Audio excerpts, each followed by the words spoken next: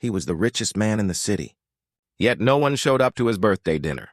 Inside the most expensive restaurant in town, 10 golden chairs waited in silence while one man sat alone beside a glowing cake. And just when the loneliness began to taste familiar, a small voice broke through the stillness. "Sir, can me and Mommy join you?" The forks froze. The music stopped. What happened next made the entire restaurant fall silent and changed one man's life forever. The clock above the bar struck 8. 100 candles shimmered against marble walls, their reflections dancing in the polished glass. At table 12 sat Alexander Pierce, a billionaire investor known for his confidence, precision, and absence of warmth. Tonight was his 46th birthday. He hadn't planned to celebrate. His assistant had done everything: the reservation, the cake, the champagne. Alexander simply showed up because it felt easier than admitting he had nowhere else to be. He wore a perfectly pressed navy suit, the kind that looks expensive even in bad lighting, but his eyes were tired. His shoulders heavier than his wealth. In front of him, the cake spelled "Happy Birthday, Alexander" in perfect chocolate cursive. 10 candles burned like 10 quiet accusations. "You are alone." He took a sip of water instead of wine. Around him, the restaurant pulsed with life, people laughing, couples leaning close, waiters weaving between tables carrying trays that smelled like comfort. And then, in a place where no one ever dared to disturb power, Innocence walked in holding someone's hand. A little girl in a pink dress, her hair tied into soft curls, entered with her mother. The woman wore a cream dress that looked simple but graceful. They didn't fit the picture of luxury that surrounded them, but there was something about their calm presence that made the air around them lighter. The hostess hesitated. The other guests looked up. Before her mother could stop her, the little girl spotted the lonely man at the large empty table and whispered, "Mommy, look, he's all alone." Her mother smiled nervously. "Sweetheart, let's find our seats." But the girl had already begun walking toward the billionaire. She reached the edge of his table, looked up, and asked softly, "Sir, can me and Mommy join you?" For 3 seconds, time forgot how to move. People stared. Forks hung midair. Even the string quartet missed a note. Alexander blinked, unsure if he had heard correctly. He glanced around, half expecting cameras, maybe a prank, a charity act, something staged. But all he saw was honesty in those brown eyes. His first instinct was to decline. "This table's reserved," he almost said. But when he looked at her again, the lie stuck in his throat. Because the truth was uglier, the table wasn't reserved for anyone. It never was. He looked at her mother, tall, poised, eyes full of apology. "I'm sorry," she said quickly. "We didn't mean to intrude." "We'll just wait," Alexander said. The word surprised even him. He exhaled. "You're not intruding." "Please, sit," the girl beamed. "Really?" he nodded. "Really?" The staff hesitated. The manager at the counter frowned. It wasn't normal for someone like her and her daughter to share a table with him, but Alexander ignored them and pulled out a chair. "There's plenty of room," he said. They sat. And just like that, the night began to change shape. "My name's Nia," the girl said. "It means purpose. What's yours?" "Alexander," he replied. "That's too serious," she said. "Can I call you Mr. Alex?" He laughed. "Sure you can." Her mother introduced herself. "Aisha." Alexander repeated the name quietly, as if testing the sound of sincerity. "Beautiful name." Aisha smiled politely. "Thank you.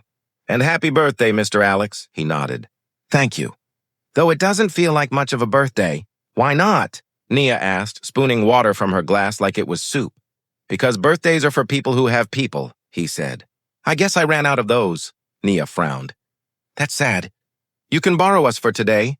Alexander looked at her, half smiling. "I think I might." The waiter approached, visibly uncomfortable. "Sir, should I bring the next course?" Alexander said calmly, "Bring 3. And please, add some rainbow sprinkles for her ice cream." The waiter hesitated, then nodded. He left quickly, eyes low. Aisha leaned forward. "You didn't have to—" "I wanted to," Alexander interrupted gently. "It's been a while since anyone sat here and talked to me like I'm human."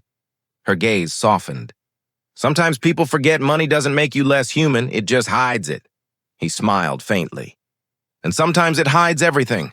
As the cake waited between them, Alexander's mind drifted back to another birthday, one from years ago. His late wife, Hannah, had thrown him a surprise party at a community center she ran. Back then, the room was full of children, most from underprivileged neighborhoods, most with skin darker than his. They had baked a crooked cake with too much frosting. Hannah had laughed until tears streaked her cheeks. That was the year she told him, "Love doesn't need grand tables. It needs chairs for others." When she passed away, Alexander kept her foundation alive, but only on paper. He signed checks. He sent emails, but he never went back. Now, across from him, sat a little girl who could have been one of Hannah's students. And beside her, a woman carrying the same quiet dignity his wife used to admire. The candles flickered. For the first time in years, Alexander felt something stirring beneath the dust of wealth, something almost like warmth. But warmth doesn't erase the coldness of others. At the next table, a man in a gray suit whispered to his companion. Glancing toward them, a woman in diamonds raised her brows, muttering something under her breath. A couple of waiters exchanged looks, unsure whether to serve or to question. Isha noticed. She always noticed. She straightened her shoulders, pretending not to hear. She'd lived through worse. Whispers in grocery stores, looks in offices, voices that used politeness like a weapon.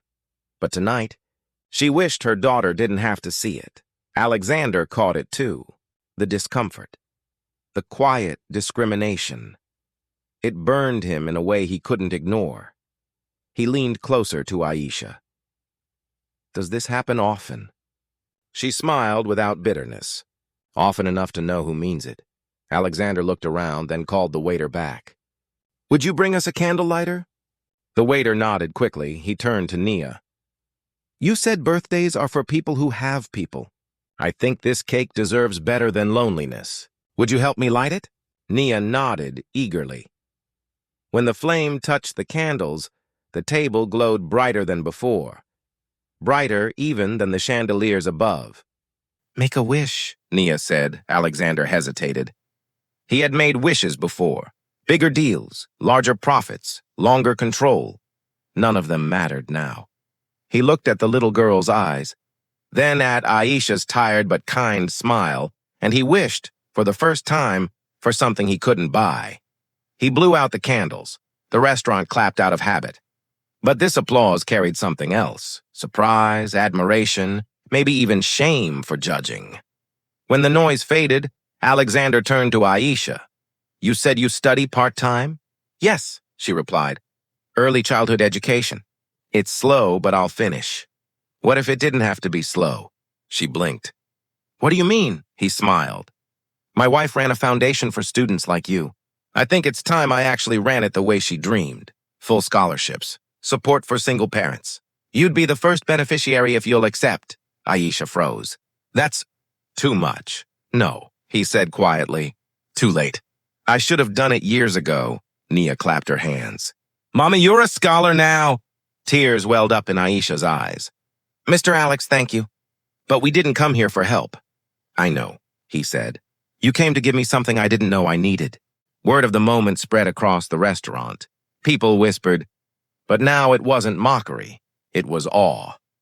The same guests who had frowned earlier began smiling awkwardly, as if realizing how small they had looked. The manager approached nervously. "Sir, should we prepare a more private area?" he asked. Alexander shook his head. "No, this table's perfect. Maybe the problem isn't privacy, it's perspective." The manager stepped back, embarrassed. Nia giggled, trying to stab a strawberry with her fork.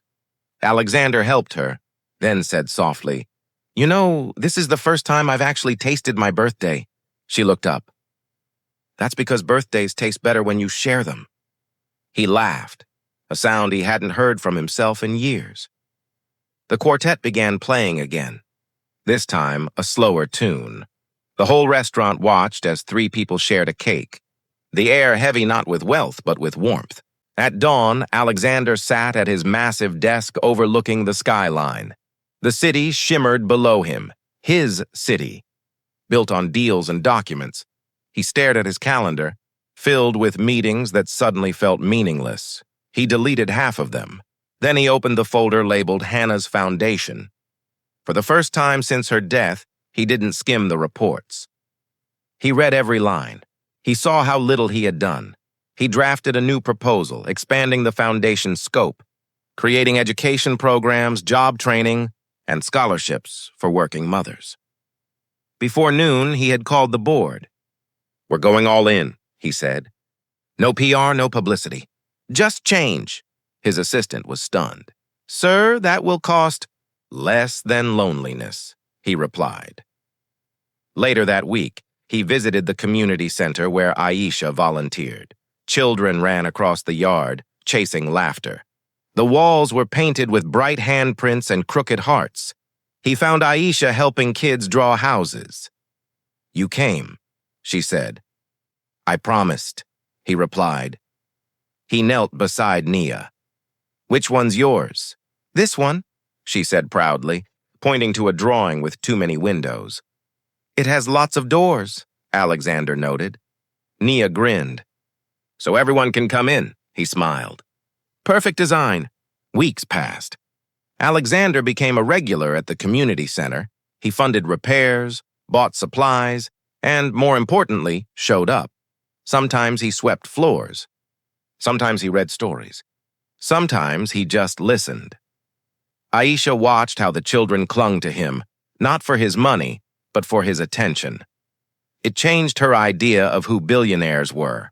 And it changed his idea of who heroes could be. When the first scholarship results came in, Aisha's name was on top. She cried quietly that night, not because she was helped, but because she was finally seen. The newspaper caught wind of the project. Photos spread. Alexander Pierce standing beside teachers and children, smiling without suits or scripts, but the caption that went viral wasn't written by journalists. It came from a child's poster at the center. It read, "He used to invest in buildings. Now he invests in people." 1 year later, Alexander returned to the same restaurant.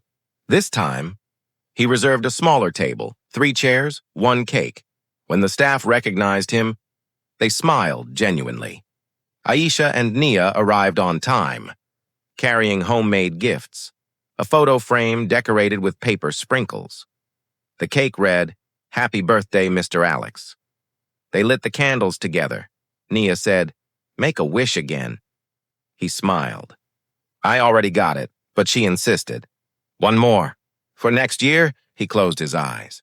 "Then I wish the world had more people like you two." Aisha laughed softly. "Careful what you wish for." When he opened his eyes, the restaurant lights reflected off their smiles. The manager, once hesitant, approached their table personally and said, "Happy birthday, sir." "On the house." Alexander looked at him kindly. "Thank you. But maybe instead of free cake, donate tonight's profits to the foundation." "Deal," the manager nodded, humbled. "Deal." Over the next few years, Alexander's foundation transformed the city in quiet ways, funding classrooms, daycare centers, and scholarships for single mothers. Aisha became one of its directors. Nia grew into a confident young girl who told her friends that kindness was contagious if you stopped being shy. Every year, on Alexander's birthday, they gathered, not in luxury, but in light. There were still expensive cakes and shiny tables, but what mattered were the people sitting around them. Alexander often told new students, "One day, a stranger shared her seat with me. That's how this all began." He was once the richest man in the city, measured by money. But that night, when a little girl asked, "Can me and Mommy join you?" he discovered the kind of wealth that doesn't fit in banks. Now, every birthday at that restaurant starts with an extra chair because someone once pulled one out for a stranger. Kindness doesn't cost a fortune. It only takes courage to begin it.